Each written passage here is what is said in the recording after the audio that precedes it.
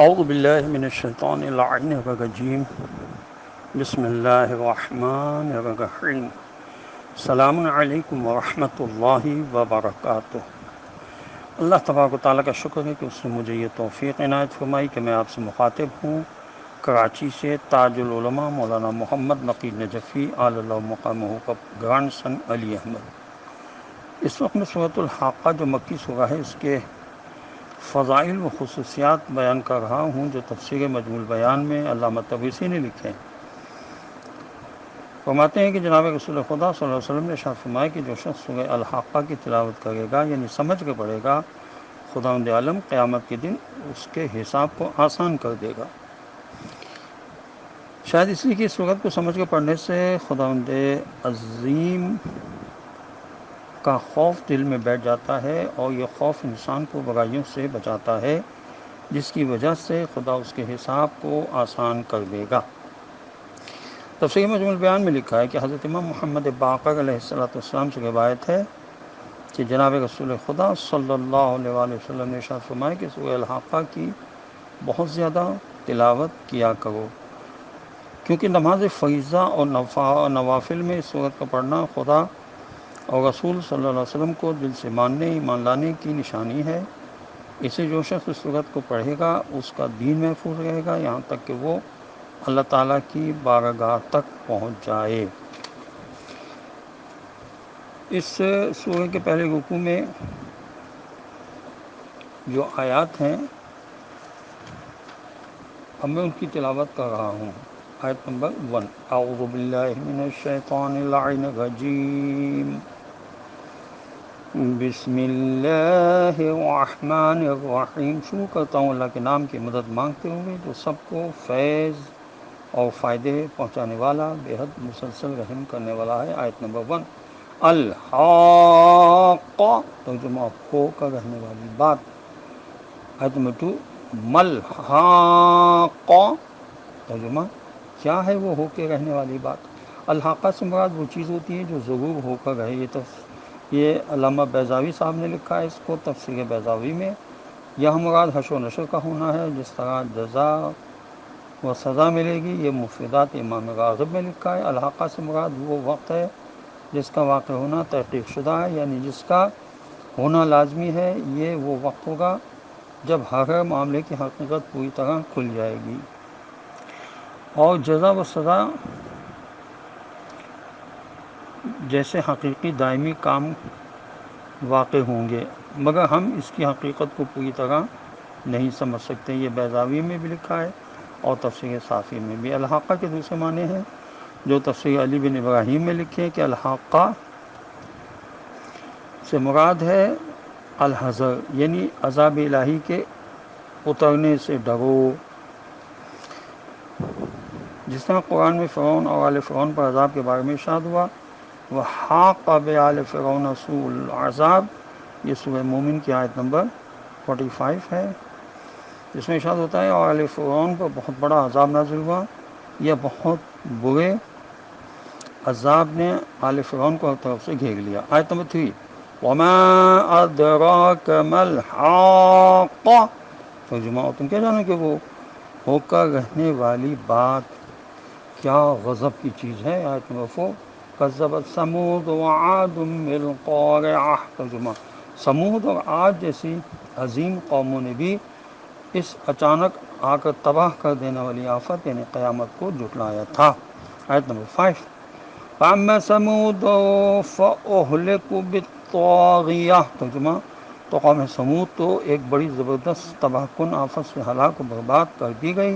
آیت نمبر 6، وَأَمَّا عَادٌ فَأُهْلِكُوا بِرِيحٍ صَرْصَرٍ عَاتِیَةٍ، ترجمہ اور عاد کی قوم کے لوگ ایک بڑی شدید طوفانی آندھی سے ہلاک و برباد کیے گئے۔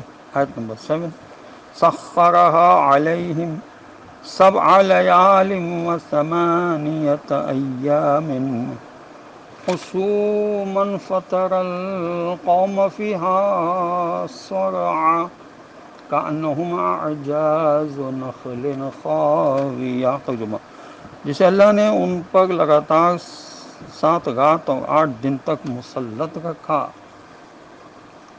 تم ہوتے تو ان کو دیکھتے کہ وہ زمین پر اس طرح چت گرے پڑے ہیں جیسے کھجور کے درخت کے پرانے تنے پڑے ہوں۔ آیت نمبر 8، فَهَلْ تَرَىٰ لَهُم مِّن بَاقِیَةٍ، اب کیا ان میں کا کوئی تمہیں باقی بچا نظر آتا ہے؟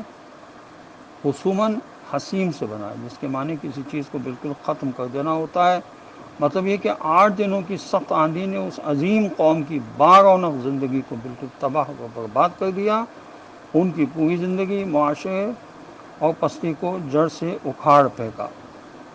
نتیجہ یہ ہوا کہ اگر تم ان کو دیکھتے تو یہ دیکھتے کہ ساری کی ساری قوم اور ساری بستی منہ کے بل اوندھی گری پڑی ہے، اور لوگ کھجور کے کھوکھلے پرانے تنوں کی طرح چت پڑے ہیں۔ یہ تفسیر نمونہ میں لکھا ہے، اور اس کو مفردات امام راغب نے بھی لکھا ہے۔ آیت نمبر 9، وَجَاءَ فِرْعَوْنُ وَمَنْ قَبْلَهُ وَالْمُؤْتَفِكَاتُ بِالْخَاطِئَةِ، ترجمہ، اور یہی غلطی فرعون اور اس کے پہلے والوں اور قوم لوط کی تہبالہ ہو کر الٹی ہو جانے والی بستیوں کے لوگوں نے بھی کی تھی۔ آیت نمبر 10، وَعَصَوْا رَسُولَ رَبِّهِمْ فَأَخَذَهُمْ أَخْذَةً رَابِيَةً، ترجمہ، ان سب نے اپنے پالنے والے مالک کے پیغام لانے والوں کی بات نہ مانی تو خدا نے ان کو بڑی سختی کے ساتھ پکڑ لیا۔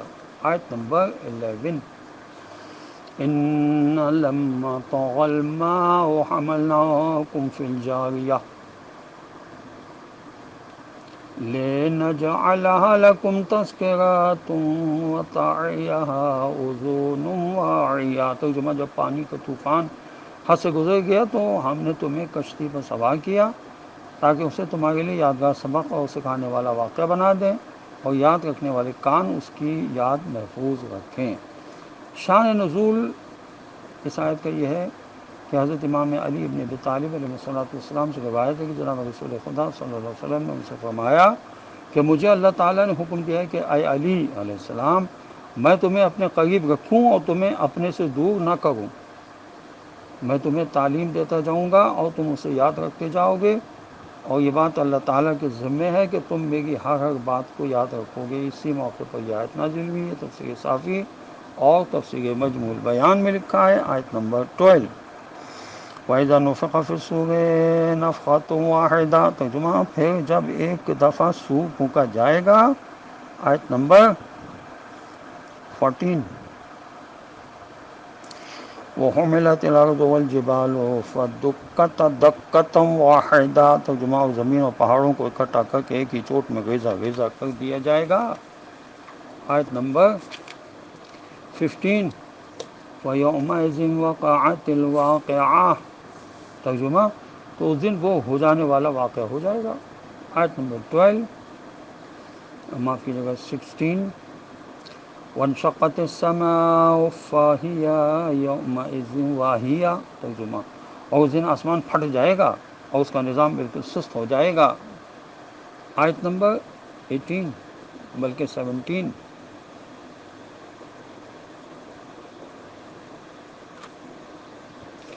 وَالْمَلَكُ عَلَىٰ أَرْجَائِهَا وَيَحْمِلُ عَرْشَ رَبِّكَ فَوْقَهُمْ يَوْمَئِذٍ ثَمَانِيَةٌ، ترجمہ، فرشتے آسمان کے چاروں طرف ہوں گے، اور اس دن تمہارے پالنے والے مالک کے تخت سلطنت کو 8 فرشتے اپنے اوپر اٹھائے ہوئے ہوں گے۔ تفسیر مجموع البیان میں لکھا ہے کہ 8 فرشتے اٹھائے ہوئے ہوں گے۔ یوں تو حاملان عرش 4 فرشتے ہیں، مگر قیامت کے دن عرش الہی اور عدل الہی کی عظمت شان بان دکھانے کے لیے 4 فرشتے اور بڑھا دیے جائیں گے۔ تفسیر ماجدی میں لکھا ہے کہ عرش الہی میں جو وزن ہوگا وہ خدا کی ذات کا نہ ہوگا، بلکہ عدل، نور خاص اور ہیبت و جلال الہی کی وجہ سے ہوگا، کیونکہ قیامت کے دن خداوند عالم کی شان جبروتی کا کامل ظہور ہوگا، مگر اس کی حقیقت کو ہم پوری طرح نہیں سمجھ سکتے۔ اسی چیز کو بعض مفسرین نے خدا کا دیدار قرار دیا ہے۔ آیت نمبر 18، یومئذ تعرضون لا تخفی منکم خافیہ، ترجمہ، اس دن تم سب خدا کے سامنے پیش کیے جاؤ گے اس طرح کہ تمہاری کوئی بات ڈھکی چھپی نہ رہے گی۔ آیت نمبر 19، وَأَمَّا مَنْ أُوتِيَ كِتَابَهُ بِيَمِينِهِ فَيَقُولُ هَاؤُمُ اقْرَءُوا کتابیہ۔ ترجمہ، تو جسے اس کے اعمال کی کتاب اس کے سیدھے ہاتھ میں دی جائے گی وہ پکار اٹھے گا، لوگوں آؤ پڑھو میرے اعمال کی کتاب۔ آیت نمبر 20، انی ظننت انی ملاق حسابیہ۔ ترجمہ، میں خوب جانتا رہا تھا کہ مجھے حساب دینا ہوگا۔ آیت نمبر 21، فَهُوَ فِي عِیشَةٍ رَاضِیَہ۔ ترجمہ، پھر وہ اپنے دل پسند عیش و آرام کی زندگی میں ہوگا۔ آیت نمبر 22، فی جنت عالیہ۔ ترجمہ، جنت کے گھنے اور سبز و شاداب اونچے اونچے باغوں میں، یا وہ عالی مرتبہ جنت کے باغوں میں ہوگا۔ آیت نمبر 23، قطوفہا دانیہ۔ ترجمہ، جس کے بالکل تیار پھلوں کے گچھے اس کے بالکل نزدیک جھکے پڑے ہوں گے، جھکے پڑ رہے ہوں گے۔ آیت نمبر 23، کُلُوا واشربوا ہنیئا بما اسلفتم فی الایام الخالیہ۔ ترجمہ ارشاد ہوگا، خوب مزے لے کر خوشگواری کے ساتھ خوب کھاؤ پیو اپنے ان کاموں کے بدلے میں جو تم نے گزرے ہوئے دنوں میں انجام دیے۔ اس آیت کی شان نزول کے بارے میں لکھا ہے کہ اہل کتاب کا ایک عالم جناب رسول خدا صلی اللہ علیہ وسلم سے آ کر کہنے لگا، اے ابو القاسم صلی اللہ علیہ وسلم، کیا آپ صلی اللہ علیہ وسلم کا یہ خیال ہے کہ جنت کے لوگ کھائے پئیں گے؟ حضور اکرم صلی اللہ علیہ وسلم نے فرمایا، جس کے قبضے میں میری جان ہے اس خدا کی قسم، جنت کے ہر آدمی کو کھانے پینے اور جمع کرنے کی 100 آدمیوں کی طاقت عطا کی جائے گی۔ اس شخص نے پوچھا، اگر ایسا ہوتا تو پھر بیت الخلاء جانے کی حاجت بھی تو محسوس ہوگی؟ تو حضور اکرم صلی اللہ علیہ وسلم نے فرمایا، صرف ایک پسینہ خارج ہوگا جس کی خوشبو مشک کی سی ہوگی۔ یہ تفسیر صافی میں بحوالہ مجمع البیان جو تفسیر ہے لکھا ہوا ہے۔ آیت نمبر 25، وَأَمَّا مَنْ أُوتِیَ کِتَابَهُ بِشِمَالِهِ فَیَقُولُ یَا لیتنی لَمْ أُوتَ کِتَابِیَہ۔ ترجمہ، اور جس کے اعمال کی کتاب اس کے بائیں ہاتھ میں دی جائے گی وہ کہے گا کہ کاش میرے کاموں کی کتاب نہ دی جاتی۔ آیت نمبر 26، وَلَمْ أَدْرِ مَا حِسَابِیَہ۔ ترجمہ، اور میں نے جانتا کہ میرا حساب کتاب کیا ہے۔ آیت نمبر 27، یا لیتہا کانت القاضیہ۔ ترجمہ، کاش مجھے پہلے دنیا میں جو موت آئی تھی وہی فیصلہ کن ہوتی، یعنی مرنے پر میں بالکل فنا ہو جاتا اور یہ دن مجھے دیکھنا نہ پڑتا۔ آیت نمبر 28، ما اغنی عنی مالیہ۔ ترجمہ، ہائے میرا مال بھی تو میرے کا کچھ بھی کام نہ آیا۔ آیت نمبر 29، ہلک عنی سلطانیہ۔ ترجمہ، میرا سارا اثر و رسوخ و اقتدار بھی برباد ہو گیا۔ آیت نمبر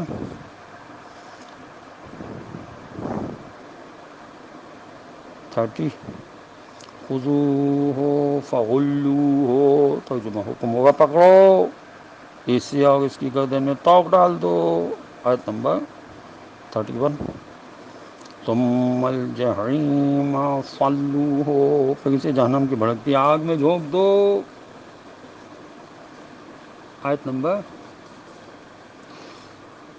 32، ثم فی سلسلۃ ذرعها 70 ذراعا فاسلکوہ۔ ترجمہ، پھر ایک ایسی زنجیر میں جس کی لمبائی 70 ہاتھ جتنی ہو اسے بلند کر کے باندھ دو۔ آیت نمبر 33، انہ کان لا یؤمن باللہ العظیم۔ ترجمہ، یہ بدمعاش نہ تو اللہ کو جو بہت بڑا و بزرگ و برتر ہے دل سے مانتا تھا۔ آیت نمبر 34، ولا یحض علی طعام المسکین۔ ترجمہ، اور نہ کسی غریب مسکین کو کھانا کھلانے کی ترغیب دیتا تھا۔ آیت نمبر 35، فلیس لہ اليوم ہاہنا حمیم۔ تو آج نہ تو اس کا کوئی یار و مددگار ہے۔ آیت نمبر 36، ولا طعام الا من غسلین۔ ترجمہ، اور نہ اس کے زخموں سے بہتے ہوئے مواد پیپ اور ان کے دھوئے ہوئے پانی کے سوا اس کے لیے کوئی کھانا نہیں ہے. یعنی جہنمیوں کی پیپ، کافروں کا بدبودار پسینہ ان کو کھلایا جائے گا. اس رکوع کی آخری آیت 37 لا یاکلہ الا الخاطئون، ترجمہ جیسے غلط کام کرنے والوں کی سزا، جسے غلط کام کرنے والوں کے سوا کوئی نہیں کھاتا. حضرت امام جعفر صادق علیہ السلام سے روایت ہے کہ اس زنجیر کی لمبائی 70 ہاتھ ہے. اگر اس کی ایک کڑی بھی دنیا پر رکھ دی جائے تو ساری کی ساری دنیا اس کی گرمی سے پگھل جائے. یہ تفسیر صافی میں لکھا ہے اور تفسیر قمی میں بھی لکھا ہے. خداوند عالم ہمیں عذاب الہی سے محفوظ رکھے. خداوند عالم ہمیں قرآن پڑھنے کی توفیق عطا فرمائے. خداوند عالم ہمیں اس کی تفسیر پڑھنے کی توفیق عطا فرمائے، اس کے معانی کو سمجھنے کی توفیق عطا فرمائے، اور خداوند عالم ہمیں قرآن پر عمل کرنے کی توفیق عطا فرمائے. اور وارث قرآن حضرت امام زمانہ عجل اللہ تعالی فرج شریف کے ظہور میں خدا تعدیل فرما دے، اور ہمیں ان کے اعوان و انصار میں شامل ہونے کی توفیق نصیب ہو. وآخر دعوانا ان الحمد للہ رب العالمین، وصلی اللہ علی محمد وعلی آلہ الطیبین الطاہرین المعصومین المظلومین. والسلام علیکم ورحمۃ اللہ وبرکاتہ.